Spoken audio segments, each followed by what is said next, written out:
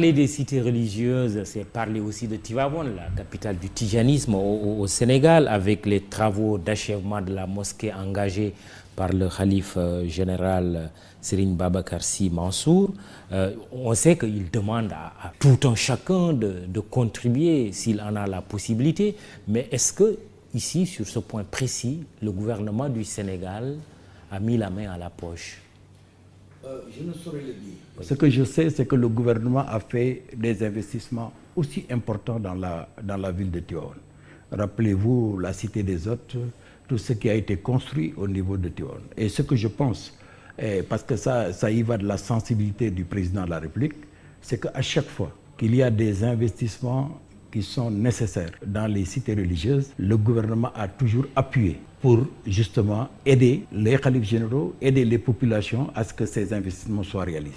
Il peut le faire de façon privée, comme il peut le faire à partir des fonds publics. Aujourd'hui, la communauté de Tidjane est réunie autour du khalife Serigne Babacar Sy pour que les travaux d'achèvement de la mosquée puissent se réaliser dans les plus courts délais. Un khalife qui ne mâche pas ses mots, il l'a dit lors d'une déclaration récente le soir de la Tamkharit, à Choura, que l'Assemblée nationale, les députés doivent revoir leur comportement. C'est une assemblée marquée par des injures, par de la violence, des invectives de toutes sortes, mais aussi de dossiers, comme ce dossier des passeports diplomatiques, de faux billets et bien d'autres affaires dont on parle aujourd'hui.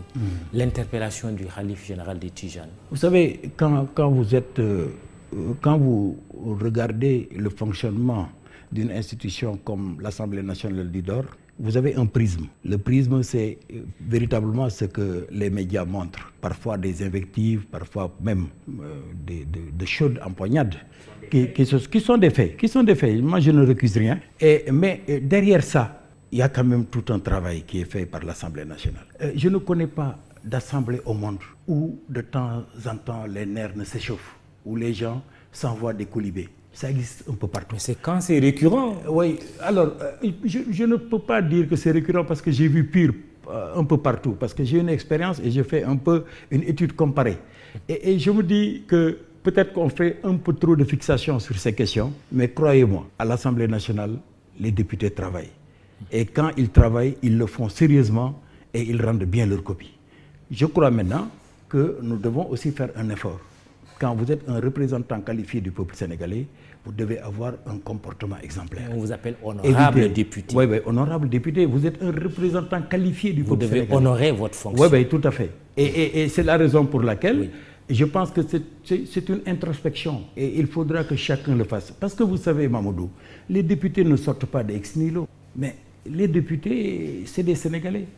Ils ont donc et les qualités des Sénégalais et leurs défauts. Maintenant, quand vous êtes à un niveau où vous êtes choisi pour représenter le Sénégal, vous devez quand même faire un travail d'introspection et chercher quand même à être un exemple dans votre comportement de tous les jours, dans vos attitudes et dans ce que vous devez faire et ce que vous ne devez pas faire. Je pense que c'est un problème là qui interpelle la conscience individuelle des gens, mais aussi leur conscience collective. L'affaire des passeports diplomatiques, certains députés sont cités, Mamadou Sall, Boubacar Biaye, on parle aussi de Sadio Dansokho et même de 6 autres députés qui seraient impliqués en plus des 3 qui viennent d'être énumérés. Ne serait-on pas en présence d'un vrai ou d'une vraie assemblée Gates au Sénégal? Je ne sais pas. Seuls les résultats de l'enquête et la procédure judiciaire vont nous édifier. Parce que Mamadou, vous savez, si demain on titrait dans la presse qu'Aïmérou Gningue, président du groupe parlementaire, a fait un trafic de passeports, tout de suite ça va s'ébruiter. Et je suis convaincu là, assis devant vous, que celui qui le dit, il raconte des histoires. Maintenant, quand un problème se lève et qu'il y a des éléments probants, ça c'est la justice qui doit se saisir de ce dossier-là. Les enquêtes de police sont en cours. La justice certainement va être saisie. Laissons la justice faire son travail. Moi, au niveau où je me trouve, la seule chose dont je peux dire, que je peux assumer aujourd'hui la responsabilité suivante, c'est que le groupe que je dirige, qui est un groupe politique, qui comprend le président de l'Assemblée nationale, parce qu'il est membre de mon groupe, fera le travail qu'il faut à chaque fois que dans la procédure, il sera demandé à ce qu'on lève l'immunité parlementaire d'un député parce qu'il aura trempé de près ou de loin à quelque chose d'illégal.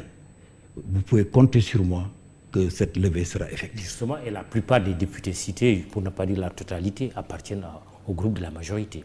Oui, parce que vous savez, quand vous piochez sur 165, vous parlez de 5, il y a une forte probabilité que toutes ces personnes soient de mon groupe. Encore que je ne peux pas encore me prononcer sur ces questions parce qu'il y a un principe très sacré chez moi qui est le principe de la présomption d'innocence. Est-ce que l'Assemblée est saisie par le procureur d'une demande de levée de l'immunité parlementaire de ces députés cités? Non, à ma connaissance, non. Parce que, vous savez, Mamoudou, il y a d'abord une procédure.